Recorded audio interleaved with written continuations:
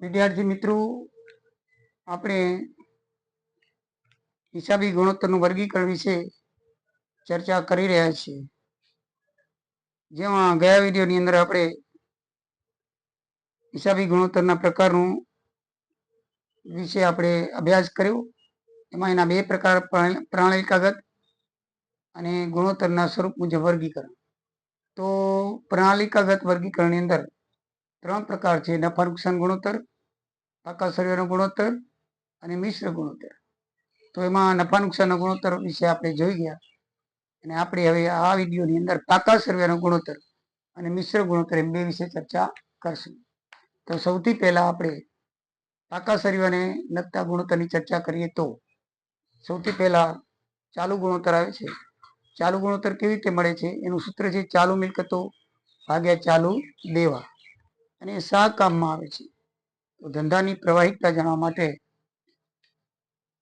ધંધાની પ્રવાહી પરિસ્થિતિ અને કાર્યશીલ મૂડીની પરિસ્થિતિ જાણવા માટે વપરાય છે.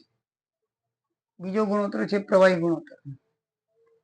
તો પ્રવાહી ગુણોત્તર નું સૂત્ર છે પ્રવાહી મિલકતો ભાગ્યા ચાલુ દેવા. પ્રવાહી મિલકતો કઈ રીતે મળે? તો ચાલુ મિલકતમાંથી સ્ટોક બાદ કરો એટલે પ્રવાહી મિલકત મળે, ચાલુ દેવા વડે ભાગી નાખો. શા માટે ઉપયોગી છે? ક્યાં ઉપયોગી છે? તો પ્રવાહી પરિસ્થિતિનો વધુ સારો ખ્યાલ મેળવવા માટે એનો ઉપયોગ થાય છે. એસિડ કસોટી ગુણોત્તર.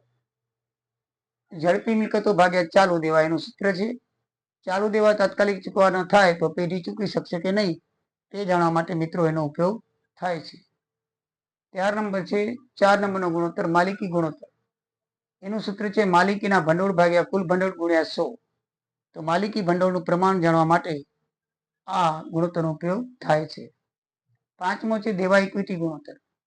એનું સૂત્ર છે લાંબા ગાળાના દેવા ભાગ્યા માલિકી ભંડોળ ગુણ્યા 100. એનો શા માટે ઉપયોગ થાય છે? તો માલિકી ભંડોળના પ્રમાણમાં બહારના લાંબા ગાળાના દેવાનું પ્રમાણ કેટલું છે તે જાણવા માટે વપરાય છે. આપણી પાસે કેટલા ભંડોળ છે પૈસાનું અને સામે દેવું કેટલું છે એનું પ્રમાણ જાણવા માટે આ ભંડોળ વપરાય છે. ક્યારેક દેવા ચૂકવવાની પરિસ્થિતિ આવે તો આ ગુણોત્તરથી આપણે જાણી શકીએ છીએ. નંબર 6 મૂડી ગિયરિંગ ગુણોત્તર. તો એમાં પ્રેફરન્સ શેર મૂડી વત્તા ડિબેન્ચર એ બેનો સરવાળો કરી ભાગ્યા ઓર્ડિનરી શેર મૂડી કરો અને પછી 100 ગુણો તો એ મૂડી ગિયરિંગ ગુણોત્તર આવે છે. એ શું કામમાં આવે છે? તો નિયત ડિવિડન્ડ અને વ્યાજના બોજવાળી મૂડી સાથે ઇક્વિટી મૂડીનું પ્રમાણ જાણવા માટે એનો ઉપયોગ થાય છે. લાંબા ગાળા ભંડોળ સાથે કાયમી મિલકત ગુણોત્તર. તો લાંબા ગાળાના ભંડોળ ભાગ્યા કાયમી મિલકતો ગુણ્યા 100.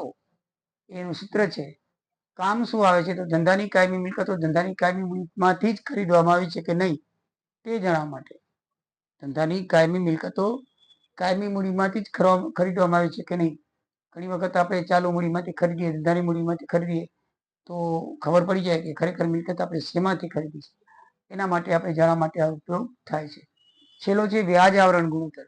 એ ગુણોત્તરનું સૂત્ર છે વ્યાજ અને કરવેરા પહેલાનો ચોખ્ખો નફો ભાગ્યા લાંબા ગાળાના દેવા પર ચૂકવવાપાત્ર વ્યાજ. એ શા માટે ક્યાં ઉપયોગી છે? તો લાંબા ગાળાના દેવા પર ચૂકવવાપાત્ર વ્યાજ કરતા કંપની કેટલો નફો કમાય છે તે જાણવા માટે એનો ઉપયોગ થાય છે. હવે મિત્રો છેલ્લો છે પ્રકાર મિશ્ર ગુણોત્તર. એમાં 5 ગુણોત્તર છે, 6 ગુણોત્તર. તો 6 કયા ગુણોત્તર છે? પહેલો છે રોકેલી મૂડી પર વળતર. તો ચોખ્ખો નફો ભાગ્યા શેર મૂડી વત્તા અનામત વત્તા લાંબા ગાળાના દેવા ગુણ્યા 100. રોકાયેલી મૂડી પર નફાકારકતા જાણવા માટે. શેર હોલ્ડરના ભંડોળ પર વળતર. તો ચોખ્ખો નફો ભાગ્યા શેર મૂડી વત્તા અનામતો ગુણ્યા 100. શેર હોલ્ડરના બિંદુથી નફાકારકતા જાણવા માટે વપરાય છે. ત્રીજો ગુણોત્તર છે ઇક્વિટી ભંડોળ પર વળતર. એમાંથી ચોખ્ખો નફો છે એમાંથી પ્રેફરન્સ ડિવિડન્ડ બાદ કરી પછી ઇક્વિટી શેર ભંડોળે ભાગવાનું અને ગુણ્યા 100 કરો એટલે ઓર્ડિનરી શેર હોલ્ડરના ભંડોળ પર નફાકારકતા જાણવા માટે વપરાય છે. દેવા ગુણોત્તર. તો દેવાદાર ગુણોત્તર પણ એ જ સૂત્ર એ જ હેતુ માટે વપરાય છે. લેણદાર ગુણોત્તર. દેવાદારો વત્તા લેણી હુંડી ભાગ્યા ઉધાર વેચાણ ગુણ્યા વર્ષના કામકાજના દિવસો. ઉઘરાણી કેટલા દિવસો એ મળશે તે જાણવા માટે વપરાય છે. છેલ્લો 6થો ગુણોત્તર છે કુલ મિલકતોનો ચલન ગુણોત્તર. લેણદારો વત્તા દેવી હુંડી ભાગ્યા ઉધારી ખરીદી ગુણ્યા વર્ષના કામકાજના દિવસો. આમાં ઉધારી વેચાણ છે, આમાં ઉધારી ખરીદી છે, આમાં લેણદારો, લેણીઓની, દેવીઓની, દેવાદારો ને લેણદાર, એટલે દેવાદારો નામ આવે એટલે દેવાદારો, લેણદાર નામ આવે તો લેણદાર, એવી રીતનું છે. ઉધાર ખરીદીના નાણાં કેટલા દિવસે ચૂકવાય છે તે જાણવા માટે. પછી કુલ મિલકતોનો ચલન ગુણોત્તર. લેણદારો હતા દેવીઓની ભાગ્યા ઉધાર ખરીદી ગુણ્યા કામકાજના દિવસો. ઉધાર ખરીદીના નાણાં કેટલા દિવસે ચૂકવાય છે બીજી વખત થયું. અને છેલ્લો અથવા એ જ ગુણોત્તર બીજી રીતે પણ શોધવો હોય તો વેચાણ ગુણોત્તર ભાગ્યા કુલ મિલકત પણ શોધી શકાય. અને કુલ મિલકતનો ઉપયોગ કેટલી કાર્યક્ષમતાથી થાય છે તે જાણવા માટે મિત્રો આ ગુણોત્તર વપરાય છે. તમારે આના દાખલા જુદા જુદા ગુણોત્તર શોધવાના આવે છે. તમને કાં તો નફા નુકસાન ખાતું અને પાકું સર્વે આપી દીધેલું હશે અને એના ઉપરથી તમને કહેવામાં આવશે કે ભાઈ કયા કયા ગુણોત્તર તમારે શોધવાના છે. તો આ સૂત્રોનો ઉપયોગ કરી અને તમારે ગુણોત્તર શોધવાના આવશે. અથવા તો મિલકતોની વિગત જ આપી દેવામાં આવશે. ઘણી વખત પેપરમાં જગ્યા ઓછી હોય ને પાકું સર્વે નફા નુકસાન ખાતાનું વિગત પૂરેપૂરો પરફોર્મમાં ન આપવું હોય તો શોર્ટકટની અંદર ચાલુ મિલકતો કે જે લાગુ પડતું હોય સૂત્રને શોધવાનું એ બધી વિગત આપી દેવામાં આવે છે અને તમને પછી કહેવામાં આવે કે નીચેના ગુણોત્તર શોધો. તો આજે 19 ગુણોત્તર ટોટલ થાય. 5 છે નફાકારકતાના, 8 છે પાકા સર્વેના અને 6 છે મિશ્ર ગુણોત્તરના. 19 સૂત્રો તમારે યાદ રાખવાના અને એના ઉપર તમને દાખલા પૂછાશે.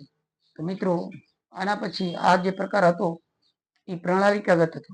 હવે એના ગુણોત્તરના સ્વરૂપ ઉપરથી બીજો પ્રકાર છે ગુણોત્તરનું સ્વરૂપ. એ સ્વરૂપ ઉપરથી એના 4 પ્રકાર છે. એ 4 પ્રકાર વિશે આપણે નેક્સ્ટ વિડીયોની અંદર ચર્ચા કરશું.